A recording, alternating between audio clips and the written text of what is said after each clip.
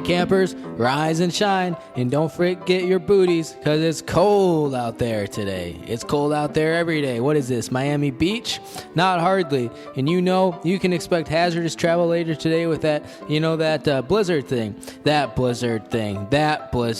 Oh, well, here's the report. The National Weather Service is calling for a big blizzard thing. Yes, they are, but there's another reason why today is especially exciting, especially cold, okay? But the big question on everybody's lips, on their chap lips, right? Do you think Phil is going to come out and see his shadow? Punxsutawney Phil. That's right, woodchuckers. It's Groundhog Day. And so it is. Rise and shine, campers, indeed. Happy Groundhog Day 2020. Punxsutawney Phil has seen his shadow, or whatever the one is where we get an early spring. I think that means he didn't see his shadow. I don't know.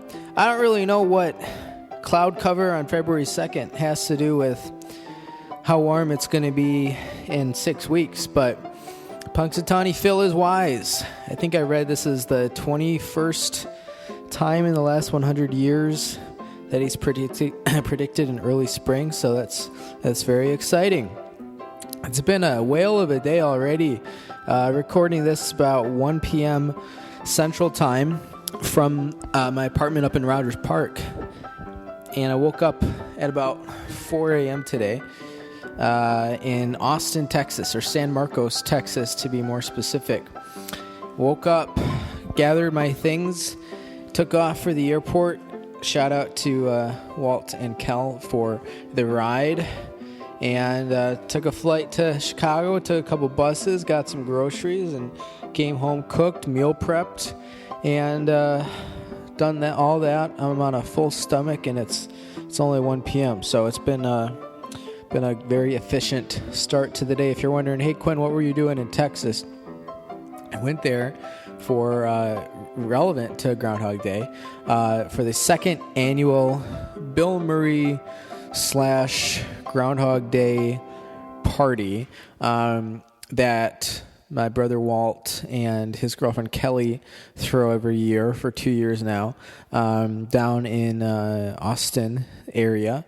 And went down there on Friday night after work and came back this morning. I was there for about,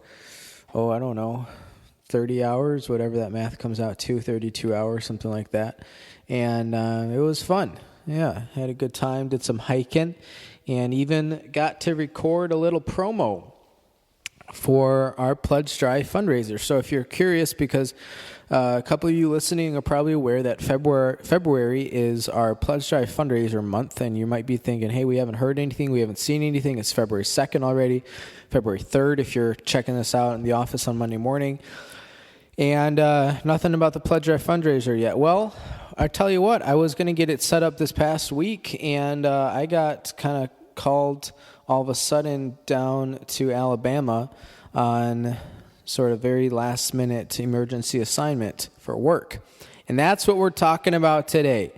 So couple things going on here. Let me finish this thought, and then we'll talk about what we're going to be talking about today. But next week, we're going to be joined by a dear friend of the podcast. We'll have him on anytime he wants to come on. Ryan Austin English is coming on the podcast to do our Oscars special. The Oscars are next week. It's super early this year. It's kind of throwing off our schedule, but you just got to improvise and adapt. Then the Saturday after that, which is Saturday, February 15th, one day after Valentine's Day, will be our official third annual Pledge Drive Telethon fundraiser for the podcast. We're excited this year. We're going to have a live stream. We did that year one. We're going to bring it back for year three. This time is also exciting because we have a real rotary telephone that we're going to be using to take calls from you, all the supporters. So be on the lookout this next week and the week after for an announcement. We filmed a video plugging or promoting the Pledge Drive fundraiser, which is really exciting. We got some donor tiers that we're going to be introducing to you, all the fans, and then the actual Pledge Drive fundraiser itself will be happening. So lots to come here in February. Very busy month. But what's happening today, you might ask? Well, this is going to be a crowd pleaser, I think, because from my perspective, one of the Beanhead's favorite things for me to do is just rant. And I every week's kind of different. There's usually a rant of some kind, whether major or minor, talking about something. But most of my episodes these days are not rant-centric. They tend to be about one thing or another, and if I get complaining here and there, then you might get it. But today is purely about ranting, and it was all kicked off by the fact that I had to spend 2 to 3 days in Alabama this past week. And boy, I got a lot of thoughts, and you're going to be hearing about them. I also took it upon myself to just add some notes, things that were bugging me concerning just other things, and it's all written down in my phone. So we're going to jump right into it to give you the scene here, sort of what I was doing. I flew down to Alabama Monday night after work. I actually flew into Atlanta. I stayed in Atlanta, or just outside of it, on Monday night. Woke up on Tuesday morning, drove to Tuskegee, about 2 hours away, did some hiking around a national forest, saw some interesting stuff on my hike, and then worked at Tuskegee on Tuesday night. Then after work on Tuesday night, drove to Tuscaloosa, which is about another 2.5 hours. That's where the University of Alabama is. Worked there on Wednesday, and then after that, drove to Talladega to see the racetracks. I'd never seen it before, and saw it, took a picture. Couldn't get very close, but we'll talk about that in a little bit here. Drove back to Tuscaloosa, and then Thursday morning, woke up pretty early, drive to Atlanta, and fly home. That's what I did in Alabama. That's the time I spent there. And no lie, I would wake up on Tuesday and Wednesday nights while I was sleeping in Alabama with like very clear thoughts, rant material in my head.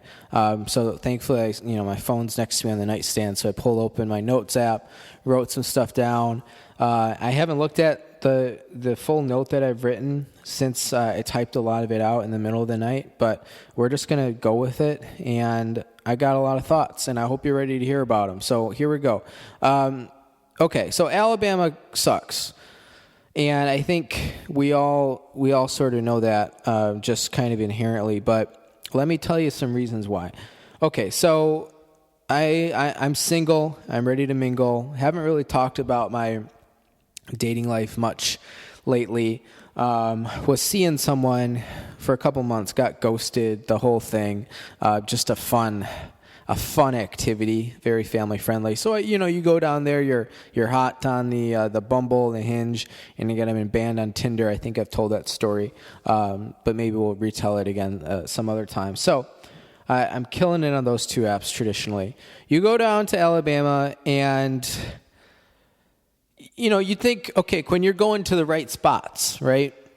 Because not that Alabama really has good spots for meeting ladies, but if you're going to go somewhere, go to a college town or the big towns. And I was, close-ish to Birmingham and Montgomery as well, and drove through each one of those cities.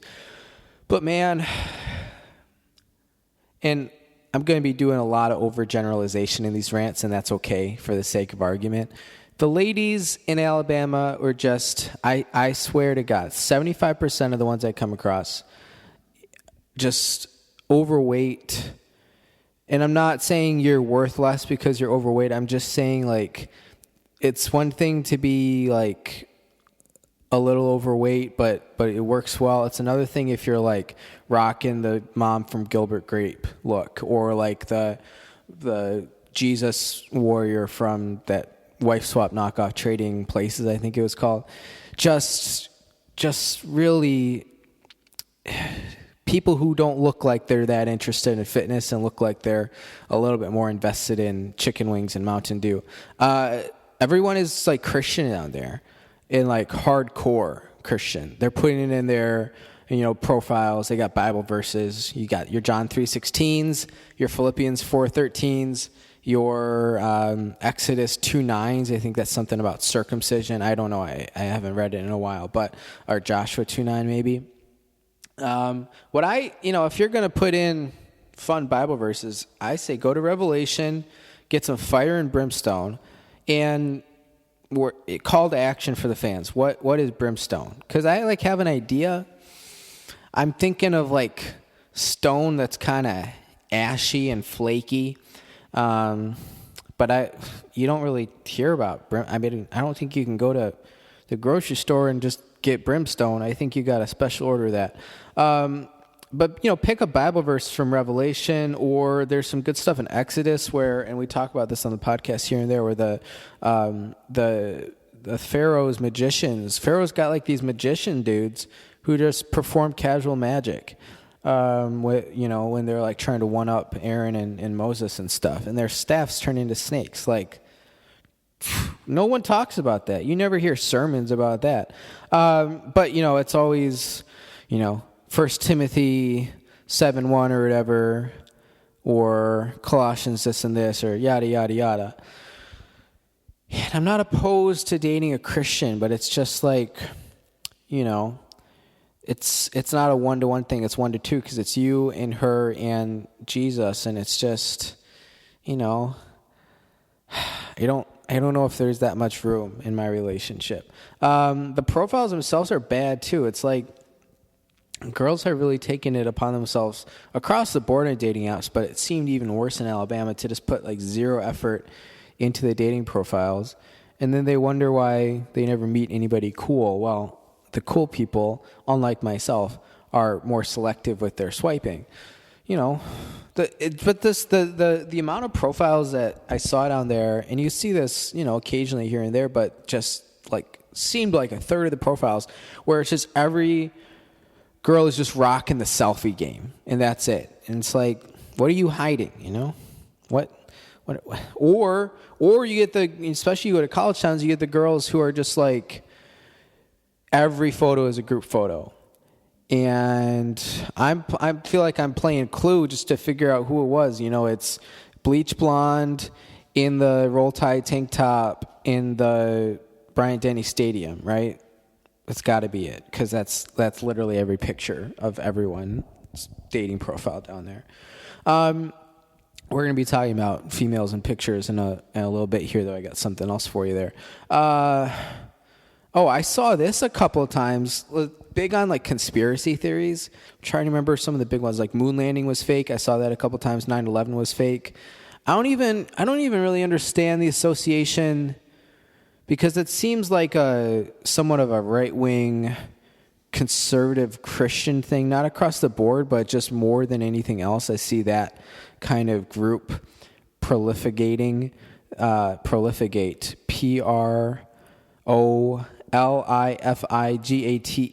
that sort of message. And I'll take a brief pause here to mention today is the first palindromic date in 909 years. Today is 02/02/2020, February 2nd, 2020. Same forwards as it is backwards. Now that is pretty damn cool. But back to the rant here. What's the game there? What's the angle? Is it just like trying to sow distrust in what we're told? But like, why? I don't get it. If we could get a conservative Christian right talk show radio host on here to answer some of those questions, that would be much appreciated. And they're God-fearing, which I don't even. Why would you like? What's the appeal of a God where you want to be God-fearing, right? Who wants to live in fear? And there seems to be like God can just go for any emotion that he wants, because you're supposed to be God-fearing, but he's also a loving God, right? There's a whole Bible verse that just says God is love. It's 3 words. Like, someone was feeling lazy that day. Not as bad as Jesus wept, but still. This balance between love and fear, like, those are not, I've thought about this every which way in the last 5 seconds, and to me those just seem to not be compatible. So why are you talking about your Tinder profile, what I'm getting at here is I feel like anytime you hear Alabama or you see Alabama in like a TV show or a movie, you're getting like the bleach blonde, swimsuit models, cheerleaders, OMG, Southern Charm, Southern Belle, Reese Witherspoon, Josh Lucas, Sweet Home Alabama. And frankly, that was not my experience. It was just, man. So I ran the numbers. I actually found a list of U.S. states by percentage obesity, and Alabama is in the bottom 5. So these things I found to be true. The other thing about this is I'm not immediately turned off by overweight women. Myself being an overweight man, I feel like, I gotta kind of keep all my options open here. But there's a difference between like being overweight but knowing, your good angles and how to work it, and wearing a great outfit and you can still look super cute and all that stuff, and just like being overweight to the point where you're just, man, not trying to do any sort of fat shaming here. I don't think overweight people are worth less than thin people or athletic people. It's just, you gotta get, you gotta know how to take the pictures right? That's all I'm saying. These college kids, man, they'll learn. Hey, when I was 18, 19, I didn't even have a Tinder, and I wasn't banned from Tinder yet. I did have, this is still a somewhat ongoing conversation, which is silly because I'm in Chicago now. But I was on Bumble and Bama, and speaking of overweight ladies, I matched with this one lady who was overweight, but I found to be very cute.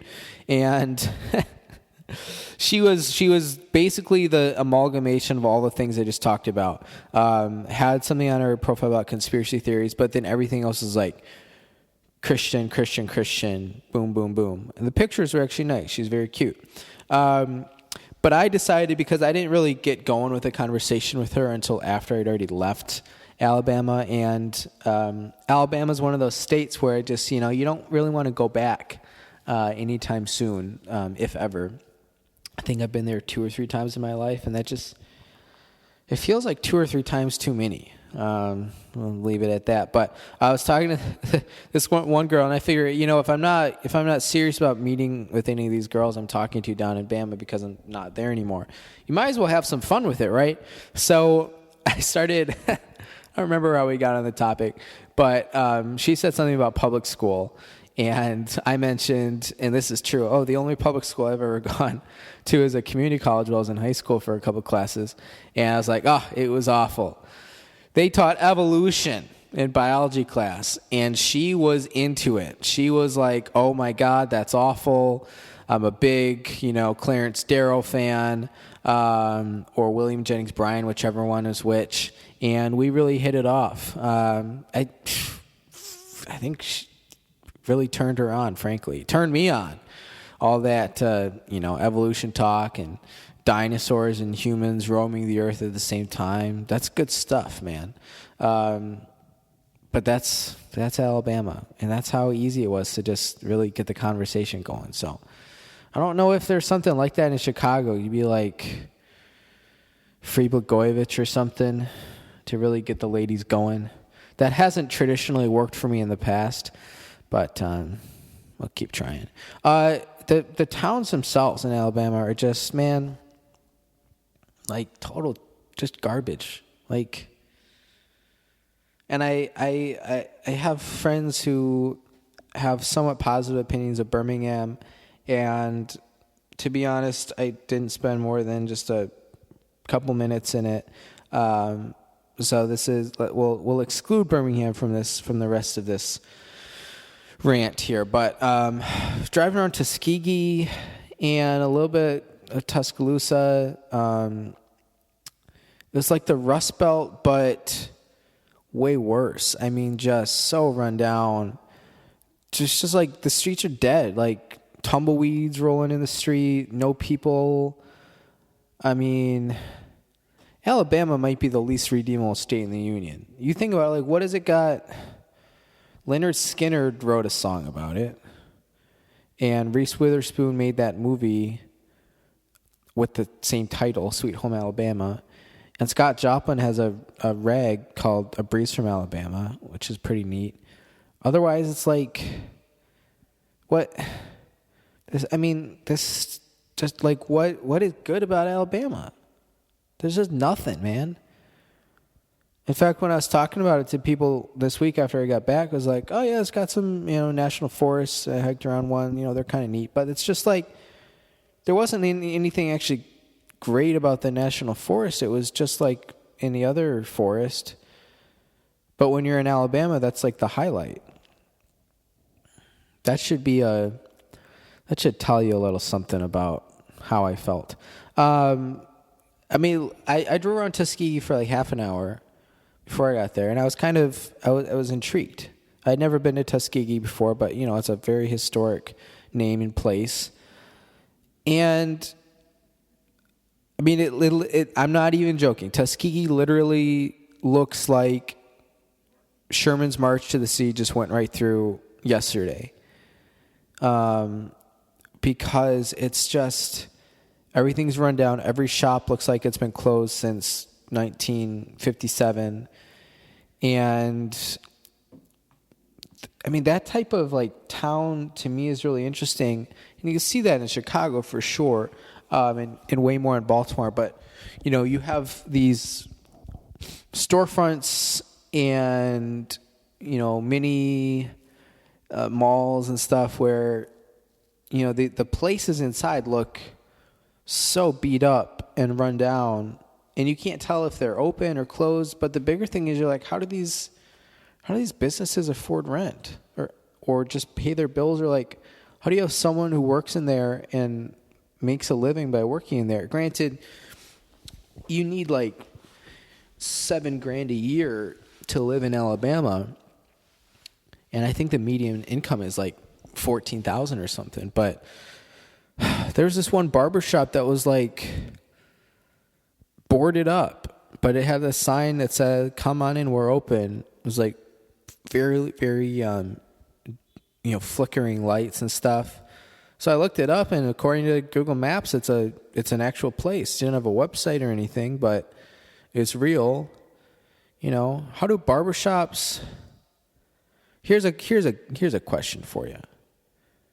The barbershop model, historically, but more specifically, currently, does not seem like a sustainable business model. Like, if you're a barber, who's a could barbers pay the bills? I feel like you're not able to give enough haircuts in a day at, a whatever price point to pay the bills. Maybe I'm wrong, but especially a place like that, obviously you're just catering to the locals and people who know you no matter what. And it's not people who are just wandering around town looking for a barbershop and they're like, oh, this place looks like it might be open. Because if you're just wandering around, you'd be like, I'm going to stay as far away from that place as possible because it looks like I'm going to get, shaken down or something if I step foot near there. But Tuskegee is like a town full of 100 of those barbershops. Not literally, but that's what it looks like. And I just don't get it. I don't know. Maybe I don't have the firmest grasp on city planning and business organization and structure and all that stuff, but I don't know, it's fascinating to me. It literally looks like William Tecumseh Sherman just went through there, torched the city, and it was the day after. Except I don't even think Sherman's March to the Sea wasn't even in Alabama. My analogy really makes no sense, but that's how I feel anyways. Alabama makes no sense. The food, this circles back to me feeling like 75% of the people I saw down there were overweight, because you look at the food they're serving. And when I was at Tuskegee, I think it was, yeah, you get dinner served to you beforehand. There's like a restaurant attached in the student union or wherever we were. And you go there and you look at the options. And I'm pretty confident that no one in Alabama has ever had a healthy meal in their life. I mean, you go down the buffet options, and here's what you got. So, kudos to Tuskegee because they had iceberg lettuce versus just no vegetables at all. They had iceberg lettuce and just this huge, had to have been 2-gallon. I don't want to call it a bucket. You know, a bowl is more appropriate, but it felt like a big old bucket of ranch. So just, you know, you look at the size of the salad bowl compared to the bowl for ranch, and that's an early indicator of sort of what you're dealing with here. You move on. 3 kinds of protein. You got fried chicken, different kind of fried chicken, and another different kind of fried chicken. And it's like, I know, you know, look, we're in the deep South. Mama's cooking fried chicken, but just like, what's the appeal of having fried chicken all the time? That's just tough on your gut.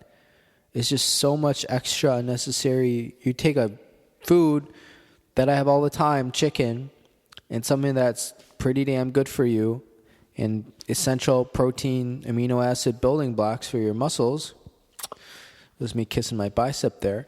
And you take it and you just drown it in oil. And I'm not sitting here like, oh, fried chicken, gross, I hate it. No, it's delicious. But apparently in Alabama, people are having that like every day instead of just regular chicken. And you're adding, you know, hundreds of calories each time you bite in. And it's just, how can you do that? 2 dessert tables. Just every kind of cake and pie and sweet cream custard and cheesy grits, whatever. I don't really understand grits. I don't want to. You could ever imagine.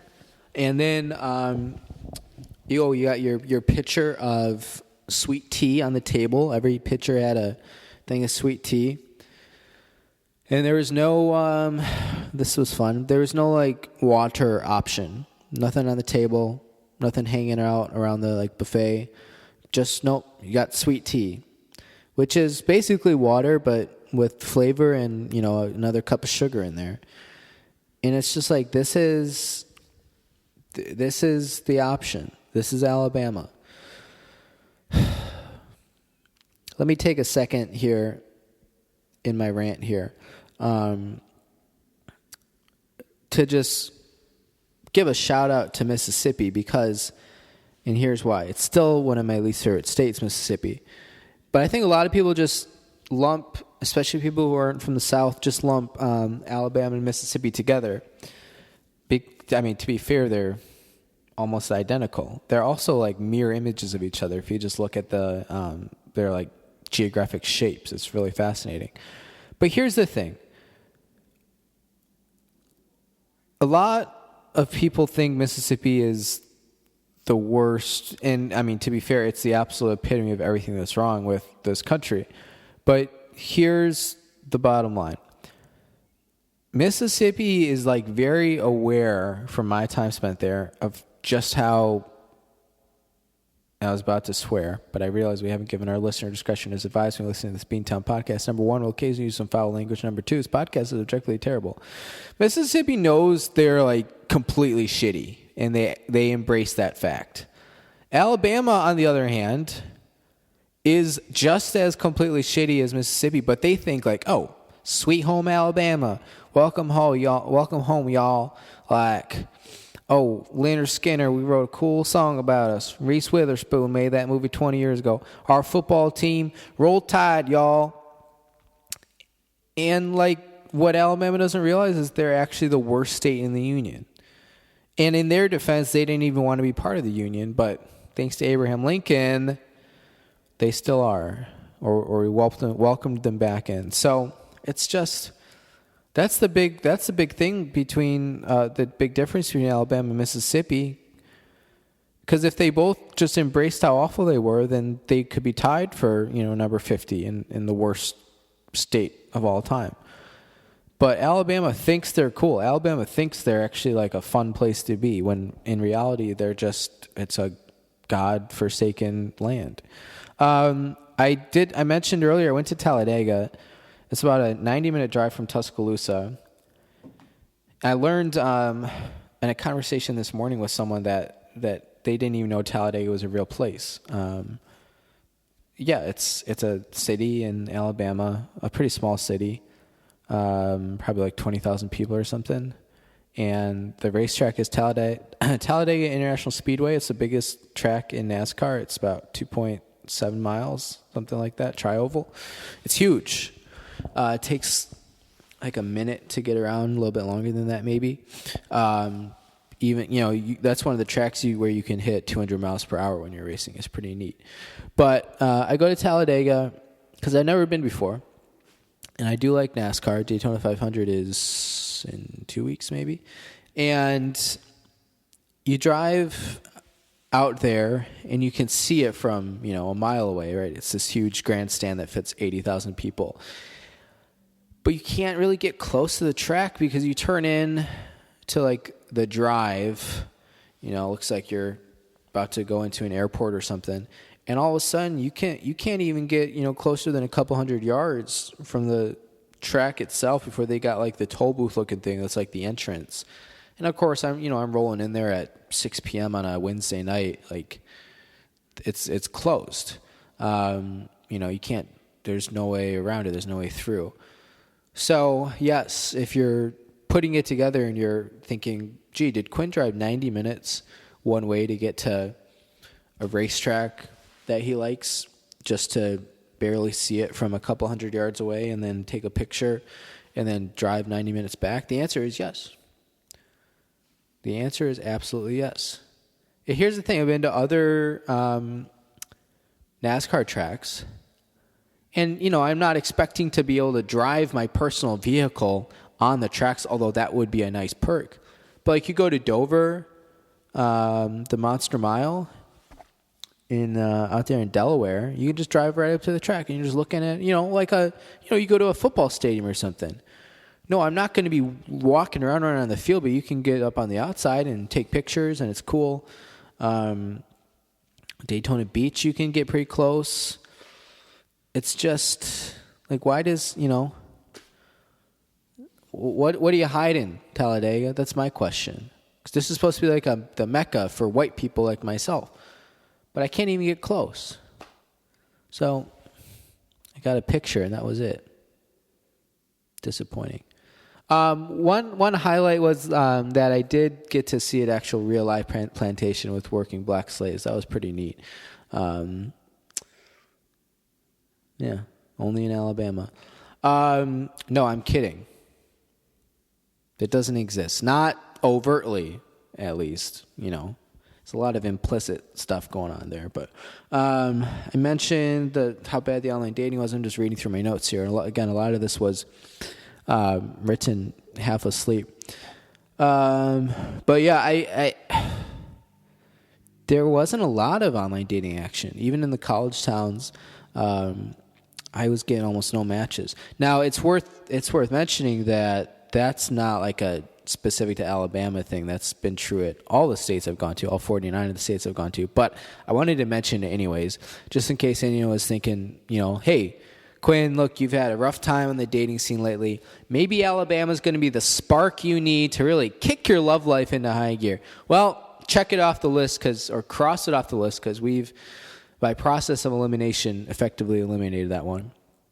All I want to say here to finish up is that very simple one-word statement for how I feel about this state, and it is as follows. Alabama is proof that there is no God. All right, that's my rant on Alabama. What we're going to do right now. Apologies to anyone who lives there who is actually like, oh, but I actually think it's kind of cool. Because when you live in a place long enough, you discover your local hangs and you figure out what you like, what you don't like.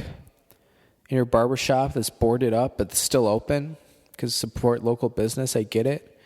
But it's just like, man, that whole state is just, again, going back to what I said earlier, there's nothing redeeming about it. The best part was the forests. And you can get forests anywhere. These ones just happen to be nice in comparison to the rest of the state. And, fried chicken is cool, but I can eat fried chicken in a lot of places. I've thought about this for like 20 minutes, both on and off the air, trying to think what is there in Alabama that's actually this is cool. I got nothing. I got absolutely nothing. I'll keep thinking. They got a lot of cool Confederate and slavery history. Okay. Prefer to not think about that stuff. Jesus Christ. All right, let's read some ads here. Do this quickly, and then got a couple other rants. I'm on the warpath today, all right? So shut up and listen. Are you tired of selling your house for less than a quarter of what it's worth, all because you couldn't find a reliable home inspector in time? That's supposed to be a question, but I ended it like a statement.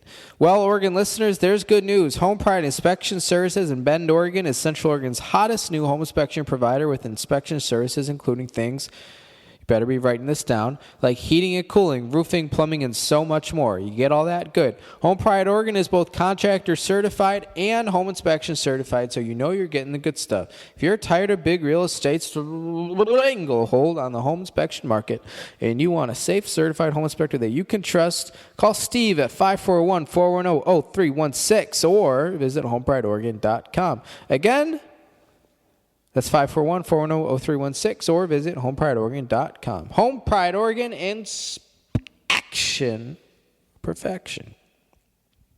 Shout out to the Samson Q2U series. We talked about the Bible a little bit earlier today. Fun verses. You're going to get a fun verse in Genesis 1:1. You're going to get a fun verse in Revelation 25:11 or whatever the last verse of the Bible is. I don't know. I never sat down and just read Revelation. I bet there's some pretty trippy stuff in there. A lot of brimstone. I feel like we already talked about this today. From Genesis to Exodus, Leviticus, Numbers, Deuteronomy, all the way to 1st and 2nd Peter, 1st, 2nd, and 3rd John. And why? Here's a quick question. So John's got, 4 books to himself in the Bible. He's got John, 1st John, 2nd John, 3rd John. But who decided, because, this John guy's probably writing a lot. So how did we decide that John's going to get 3 letters, Peter's going to get 2, but then, Timothy gets 2, Jude only got 1, Philemon only got 1. Philemon's the shortest book in the Bible, I think. It's like Colossians, Colossus of Rhodes. Anyways, you get it. Why does John get 3? Plus a gospel. Man, this guy's cashing in. He's got like a quarter of the New Testament on lockdown. Bastard. The Scott Farrell audiobook is coming along. I was home. You guys will be proud of me, and it's hopefully show my dedication to this project. I was in Chicago one night this week, right? Because I flew to Atlanta on Monday night, Tuesday, Wednesday in Alabama, Thursday Chicago, Friday and Saturday night in Texas. Thursday night, I spent doing a couple different things, but I was at home the whole time, and I recorded an hour of the Scott Farrell audiobook, which comes out to like 20 pages, something like that, 20, 25 pages. So we're about 3 to 3.5 hours in, something like that right now, which, considering this is a project I started at the beginning of January, you're probably thinking, gee, Quinn, you're slacking, you're lazy, that's not a lot. Let me tell you something. If you never recorded an audiobook before, and I never have until this project, it's a bitch. Really hard. Just like, the book itself sucks, and it's really not that entertaining. But also just, doing it that long, you're not used to talking. As much as I do talk out loud for this podcast, it's usually, I can say whatever I want, whereas I'm reading this book, I got to be laser focused. And what doesn't help here's something no one's talking about is I lost my glasses. So after a while, stuff just starts to blur together. So I'm doing my best. Maybe not every line is 100%, but we're doing it live anyways. Cuts by Q. Oh, here we go. This one has a song attached to it. I think you'll like it. Bob and weave. We all know the hairstyle and we all love it. But how many Chicago-based independent barbers can actually give it to you the way you deserve? Enter Cuts by Q. It's just like Enter Sandman, but different. Cuts by Q has been independently owned and operated since 1995 and is probably one of the better barbershop operations serving Chicago, Cook County, and the greater Chicagoland area. From beehives to bangs, faux hawks to flat tops and everything in between, just call Cuts by Q at 815-298-7200, or you can email cutsbyq@yahoo.com. Again, that's cuts, Q-U-T-Z, by q@yahoo.com. Oh,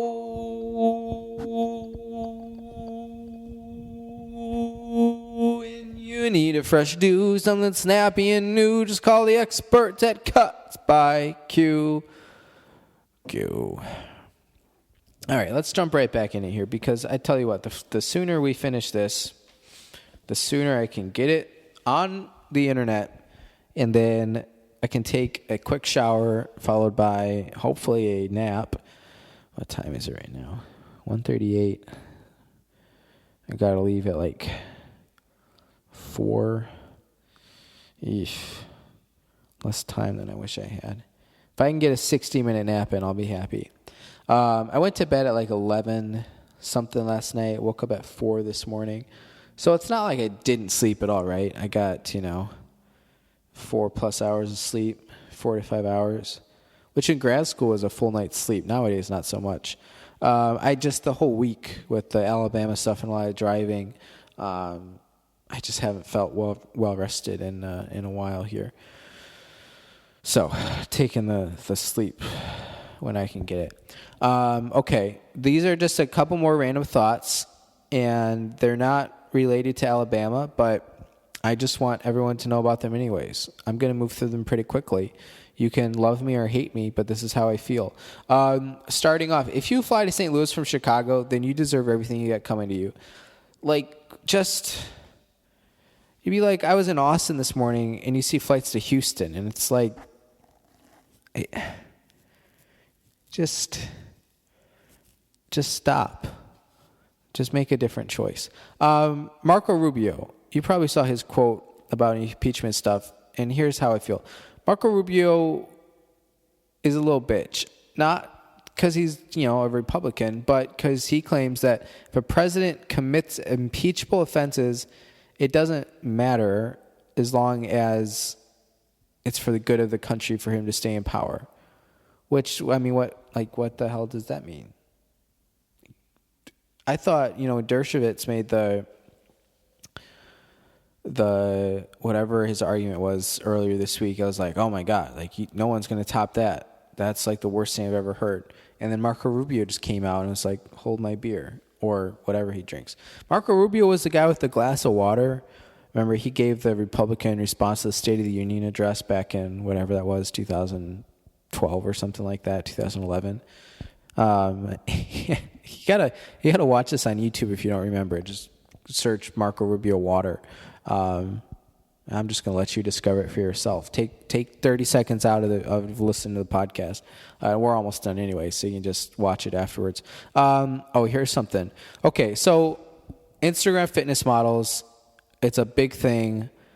I get more of it on my Instagram page than I want to, just from ads and then the recommended searches and stuff. I think what happens is you click on one of them and then it just floods your recommended search with all of that stuff. And give me a Reddit it up a little bit here. Give me a little bit more diversified portfolio with my recommended searches. But no, they're not really interested in that. Okay, so here's how I feel about Instagram fitness models. If you're able, because they always get super dolled up, all the makeup, hair's on fleek, as they would say. If you're able to keep all that makeup going during your workout, then you're not doing a real workout. I'm not saying you can't be pretty and have a good workout, but if you look just as hashtag flawless at the start of your workout as you do at the end of your quote workout, then I don't really know, you're not really getting anything out of that workout other than just likes from all the, horny men watching your stories and stuff. And okay, another thing, can we quit it with the whole just work out the ass and nothing else routine? Because I feel like that's 95% of the Instagram fitness pages I see. It's all just gotta get as big of a butt as possible. And I don't really I don't get it. All you do are, glute workouts and hamstring workouts and squats and every million variations on squats that there is. There are so many other things to work out. Look, when these Instagram fitness models die of heart disease at 85 because they never did any real cardio, I'm not going to come to their funeral. And I mean, so I wasn't going to be invited anyways because I died 25 years ago in a bizarre competitive baking accident or something, but I'm still not coming, and I wanted them to know. Here's something I feel very passionately about, and it's relevant to something I've mentioned probably a year or 2 years ago on the podcast. Sidewalk etiquette is what it's related to. I'm going to expand it more broadly, but in general, I feel like people, and I notice this a lot because I live in a big city with tons of sidewalks, and I also spend a lot of time at the airport. But people got to learn to walk like you are supposed to drive on the highway, right? If you're going to change lanes, you don't just change lanes, right? You check your mirrors, you check over your shoulder to prevent blind spots, you signal, you make a controlled lane change. I can't tell you the amount of times every week, either on the sidewalk or at the airport or wherever you go, where people are just all over the walkway. They're just migrating from one end to the other. Sometimes they have music going, sometimes they don't. But they'll just, change through the different walking lanes without any, no checking, is somebody right behind me and I just can barely not see them. Maybe this is just me, but anytime, or like if I, let's do this. I'm walking in the airport and I'm walking behind a person who's going slower than me. So naturally you're going to go around them, right? Well, you don't, at least I don't just go around them looking ahead the whole time. If you're going to move slightly to your left or to your right, well, you should look. Because what if someone is running up behind you with a big old cup of coffee and if you move out at just the right time, boom, you're going to nail them and everyone's going to be upset and it's going to cause a lot of problems. I can't tell you the amount of times I get cut off or bumped into because people are just changing lanes without looking. Like, is it so hard to just, you don't even have to do a full head turn. We're talking, I'm doing it right now. We're talking like, I don't know, they're 90 degrees in a half angle. All you need is like a 45-degree turn to you give your peripheral vision just a little glance over the shoulder just to make sure there's no one who's like right on your side. And then you just do it. I do that when I'm walking. I do that when I'm running. You don't just move into a new lane of traffic without checking. It's just terrible practice. And it happens so much. We're trying to live in a society, and people just don't care. Here's my last thing I'm going to say, because this podcast went like 48 minutes longer than I thought it was going to. Okay, and it's been this way for a couple of years now, but on United, you all know this, you have to pay to bring on a carry-on bag, which is not the way it's supposed to be. United, you are Spirit Airlines, but you just paid more money to have Rhapsody in Blue be your theme song. Get the hell out of here. Okay? All right? Sound good? Good. I needed this. It's a good release. Hey, whenever you're listening, whether it's before or after the Super Bowl, maybe it's Monday morning at work, Quinn poured his heart out so you don't have to. And that's my rant episode. Happy Groundhog Day. It's also Super Bowl Sunday. I didn't want to just spend a podcast talking about that because I'm really not that, I think it'll be a fun game, but I don't care that much.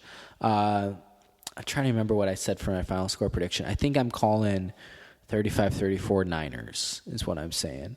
We'll see. It should be fun. Something like I would be surprised if there were more than 2 or 3 field goals in the entire game. So I'm thinking I'm picking Niners regardless, but I think like 35-34 or like 38-35, something like that. Want the Chiefs to win. I won't be upset if the Niners win. I think the Niners are going to win. But we'll see. It should be fun. Okay, everyone, that's what I got for you. We're going to turn it over to yours truly to play us out. If you have any questions, email us beantownpodcast@yahoo.com. Again, it's Beantown, BEANT, and podcast@yahoo.com.